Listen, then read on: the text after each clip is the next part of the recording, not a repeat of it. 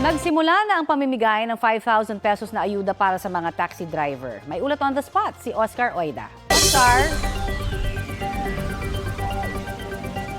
Yes, Connie, ongoing nga ngayon ang payout para sa mga taxi drivers dito sa may LTFRB Central Office dito sa may East Avenue. Sa mga sandaling ito, bukod sa mga nasa listahan, no, yung sinasabi na sa master list, ay in-accommodate na rin yung mga wala sa master list. Kaya naman maraming drivers na nandito ngayon. Yung mga nasa listahan ang binibigyan ngayon dito sa may LTFRB, habang yung wala naman sa listahan ay pumipila ngayon dito sa may LTO. Magtatagal ito hanggang Sabado o bukas. Marami sa mga taxi drivers dito na nagpalipas ng magdamag.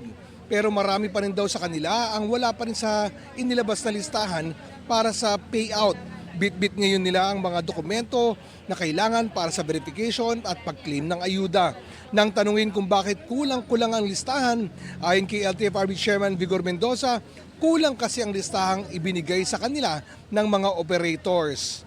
Pagtitiyak naman ni DOTR Secretary Giovanni Banoy Lopez, mabibigyan ang lahat ng naririto basta't mapapatunayan na sila ay mga lehitimong taxi drivers. Sa mga sandaling ito ay umabot na nga dito sa labas ng tanggapan ng LTO yung listahan ng mga taxi drivers na umaasang makakakuha ng payout o ayuda, bagamat hindi naman ito nakakaapekto sa daloy ng trapiko sa mga sandaling ito. Connie? Maraming salamat, Oscar Oida.